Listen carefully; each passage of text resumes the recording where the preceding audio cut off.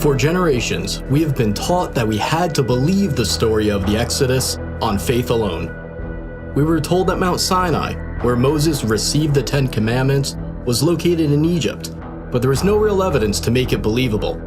No pictures of left-behind artifacts, practically nothing to validate one of the most important stories of the Bible. The Bible says over 70 times that the Israelites went out of Egypt to Midian, which would be mostly or entirely modern-day Saudi Arabia. Is it true that there is very little evidence that the Exodus story happened, or have we actually just been looking in the wrong spot? While the theory of Moses and the Israelites being in Saudi Arabia is a relatively new theory to those of us in the outside world, it isn't new to the locals living there. We were frequently approached by Saudis eager to talk to Americans for the first time face to face. And one of the first things they would say with excitement was, "Did you know Moses was here? Let me show you where he and his people were."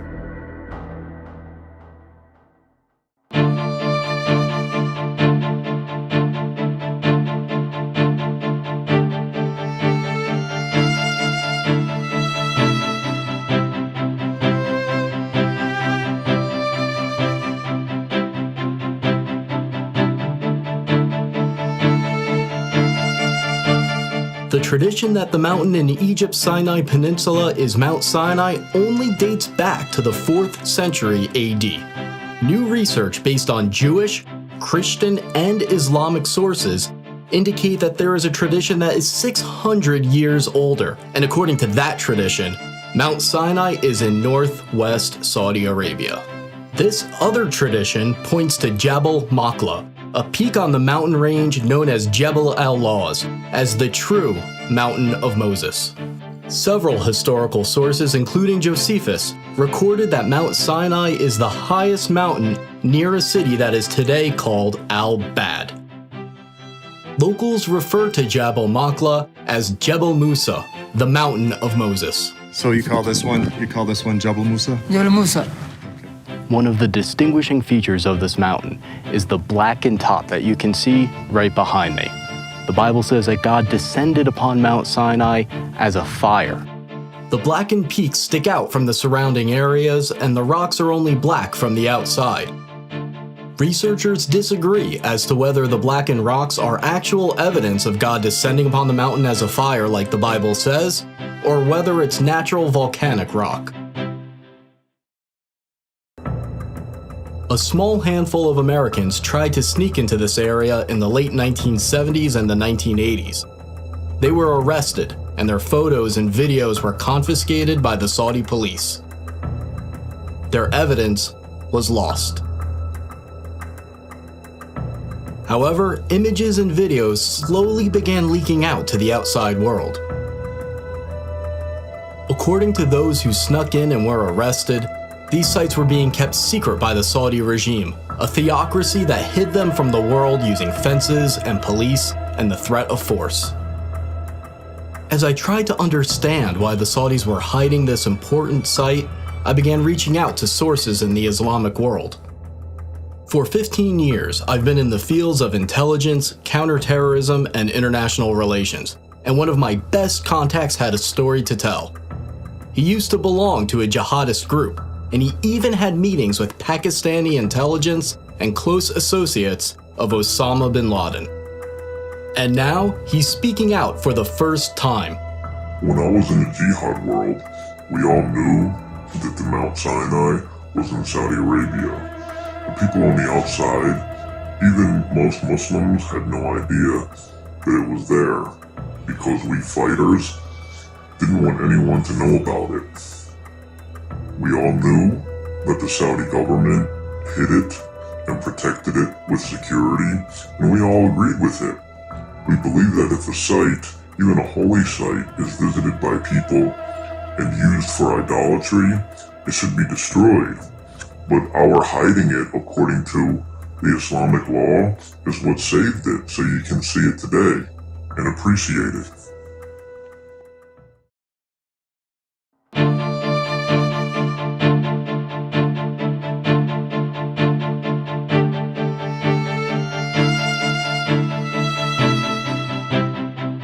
Moses flees Egypt after killing an Egyptian who he saw abusing one of the Hebrew slaves. He then escapes to Midian as a fugitive. In Midian, Moses sits by a well and he meets the daughters of Jethro who are getting water for his flock. Moses then marries one of his daughters. We are in the ancient land of Midian right now, near the town that locals describe as originally being the land of Jethro. When we visited this area, multiple Saudis approached us to tell us this is where Jethro and Moses resided. They excitedly pointed to an ancient well that is fenced off and marked as an archaeological site. The Saudis have long believed that this is the well where Moses met the daughters of Jethro, and Muslims from around the world come to see it.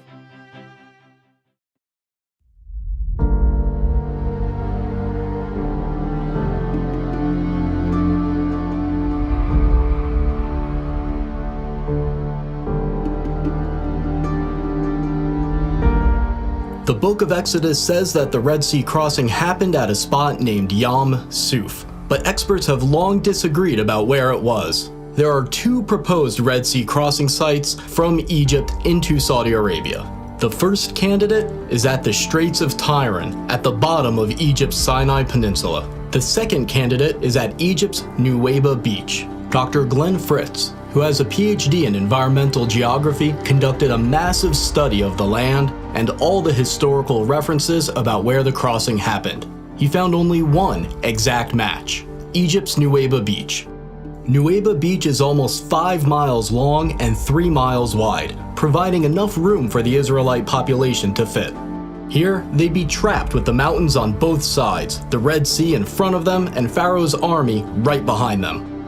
Amazingly, there is a path under the water from Egypt into Saudi Arabia. The path is not too steep. The Israelites could have easily walked across if the waters were parted. Underwater research by Dr. Leonard Moeller showed strange shapes in the coral, leading some to believe that the remains of Pharaoh's army are there. According to this theory, the coral wrapped around the debris from Pharaoh's army and retained the shape of the objects after they dissolved. When they brought a metal detector down to the coral anomalies, the readings were consistent with circular patterns of metal resembling the parts of chariots. We had planned to dive near the possible Red Sea crossing point because it's a public diving site with stores where you can go and rent diving equipment. But we weren't allowed to. The Saudi police showed up, and they stayed with us until we left.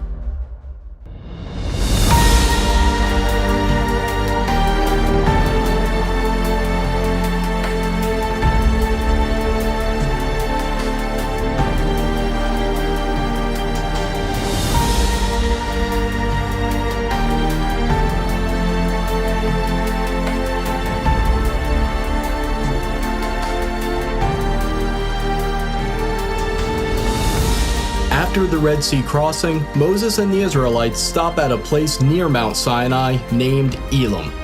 Desperate for water, they find a unique location with 12 wells and 70 palms. Along the path to the possible real Mount Sinai, there is a match for Elim with many palm trees and, to this day, 12 wells. Saudi locals pointed us to this location and specifically referred to it as Elim.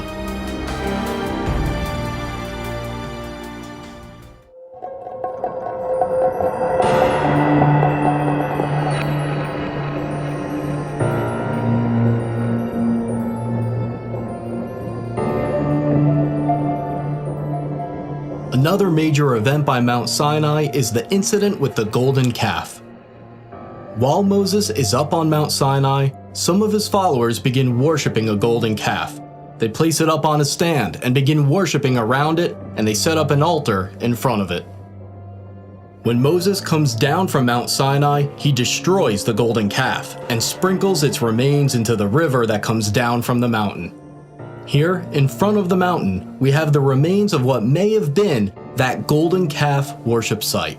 Now behind me, in this fenced-in archaeological site that the Saudis are protecting, you see both a stand with many petroglyphs of cows and people worshiping cows, as well as a structure that is slightly lifted that may be the altar in front of the golden calf stand.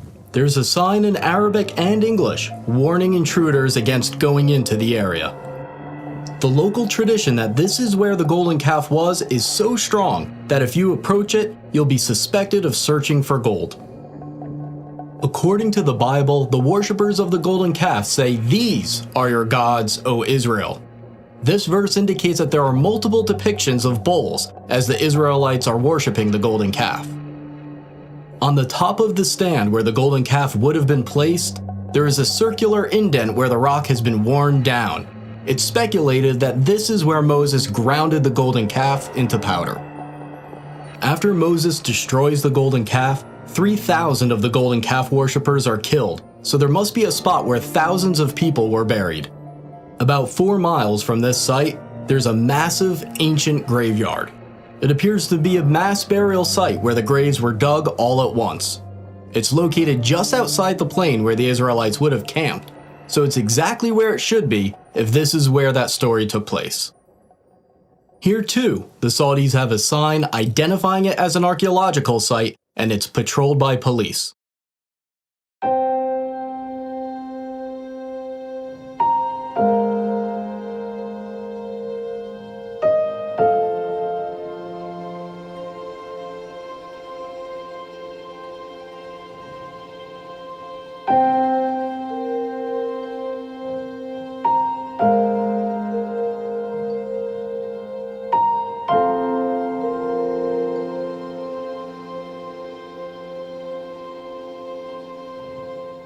The book of Exodus says that Moses built an altar of uncut stone at the foot of Mount Sinai and also set up 12 pillars to symbolize the 12 tribes of Israel. Right here at the foot of the mountain, we see this structure that resembles an ancient altar. And what we are standing in right now is probably the animal chutes that would lead them to sacrifice at the foot of the mountain. The animal chutes lead to this area of the structure, which may have been the slaughter platform for animal sacrifices.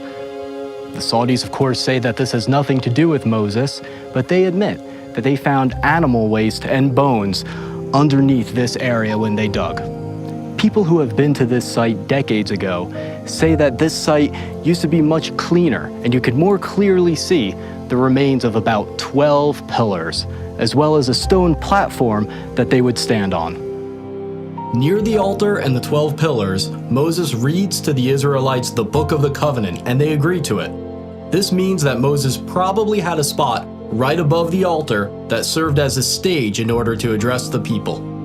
Right above this area with the altar and the pillars, there is an area that could have been a perfect spot for Moses to be seen and heard when the covenant is made. A Saudi local actually pointed to this part of the mountain and showed us how Moses' voice would have echoed like he was speaking in a natural amphitheater. The Bible says that a brook flowed down from Mount Sinai, providing water for the Israelites. The brook must have come down near the altar at the foot of the mountain for the sacrifices to take place, and the brook must have come near the golden calf because Moses threw its remains into the river. It's very easy to see where there was once a stream coming down from this mountain, where there's evidence of burnt sacrifices. It then ends up near the possible golden calf worship site. There's even evidence of wells around the area where a pool of water would have formed, proving that a large population once lived there. According to the Bible, the prophet Elijah travels to Mount Sinai, and once he gets there, he goes into a cave, and that's where he talks to God. The real Mount Sinai must therefore have a cave that is accessible, safe, and suitable for sleeping. This cave above the altar is about 15 feet high, 20 feet long, and 20 feet deep. If this is the real Mount Sinai, then this is almost certainly the Cave of Elijah.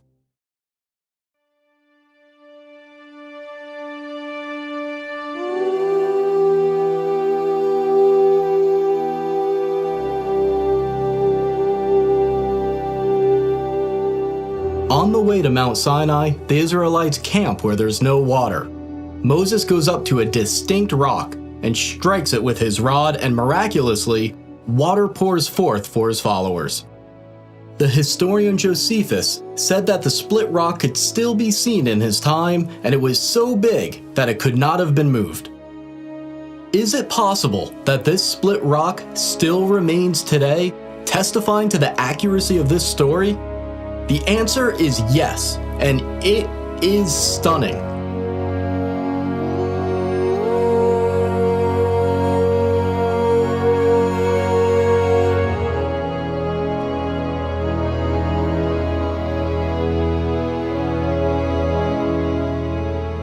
This split rock was first discovered by Jim and Penny Caldwell, an American couple that was working in Saudi Arabia in the early 1990s.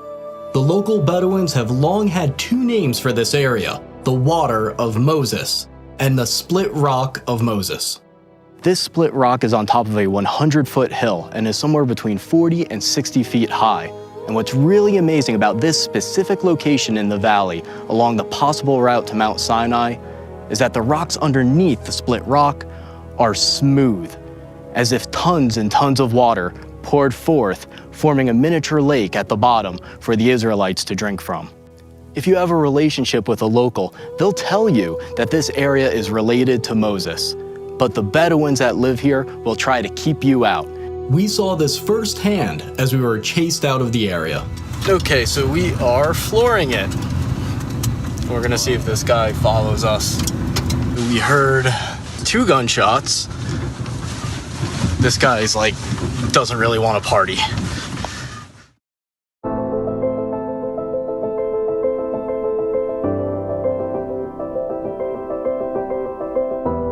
The Bible says the area near the split rock where the Israelites fought the Amalekites is named Rephidim, which means place of rest. Hebrew inscriptions we found there have been interpreted to say place of rest, the definition of Rephidim. Closer to the mountain, inscriptions have been found that Dr. Miles Jones, a scholar of ancient Hebrew, believes are talking about the battle with the Amalekites. He says one of the inscriptions refers to the death of an Amalekite. Nearby, there are 2 inscriptions that Dr. Jones believes are marking where a Hebrew mother and daughter died. The Bible says that God told the Israelites that they possess the land wherever the soles of their feet touch. Near the split rock and near the mountain, there are many inscriptions with an image of a foot and a sandal. Next to the image, there is Proto-Hebrew writing that means the sole of the foot. We also found inscriptions that were translated and found to refer to Yahweh, the Hebrew name for God. There's another area near the mountain named Wadi Musa, or the Valley of Moses. Here, a depiction of a menorah was found, and it might be the oldest depiction of a menorah known today. Now, a new eyewitness has come forward to reveal that the Saudis have been hiding the evidence of the Exodus since at least World War II. This man was an American pilot who met the king of Saudi Arabia. Bob Cornuke was one of the first people to reach Jabal Maqla in the 1980s, and he recently interviewed that pilot and made the footage available for this video. It's an honor to meet you. Well, thank you. Our lives have intersected possibly in something very historic, and we're talking about where the real Mount Sinai is located.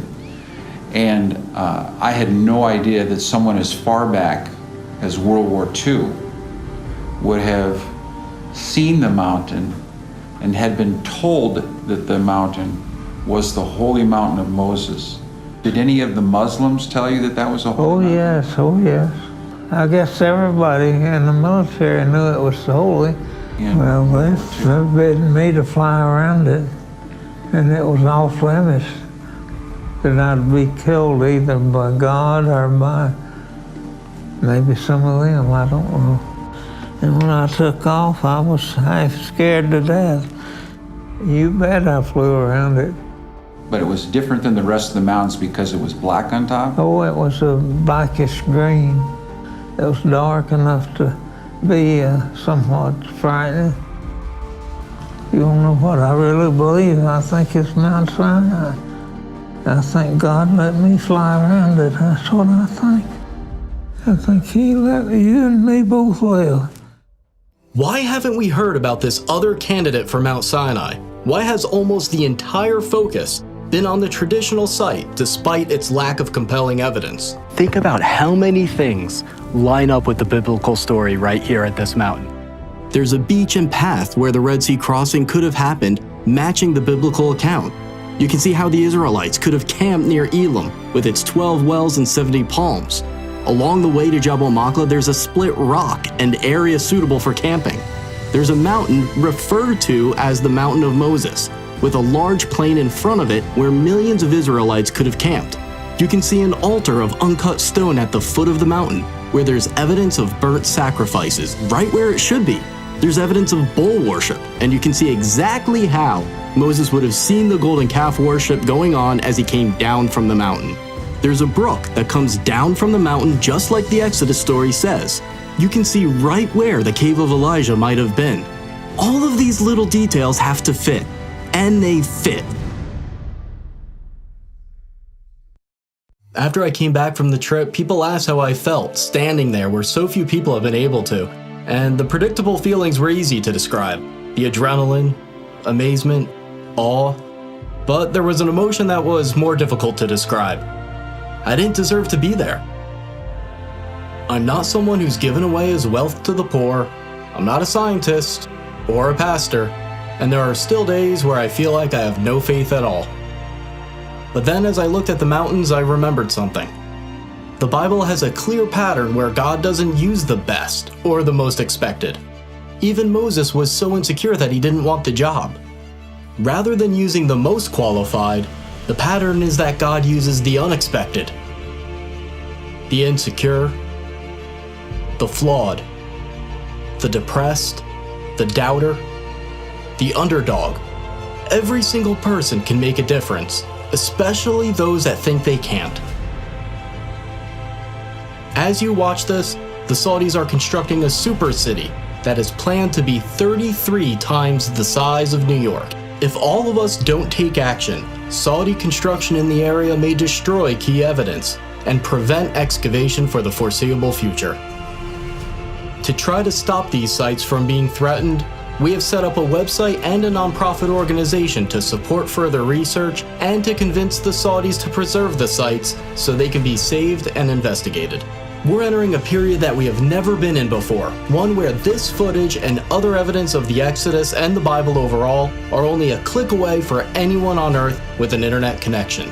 And as these sites are revealed, it will change the Middle East forever and impact the billions of people who follow Judaism, Christianity, Islam, and those with no faith at all.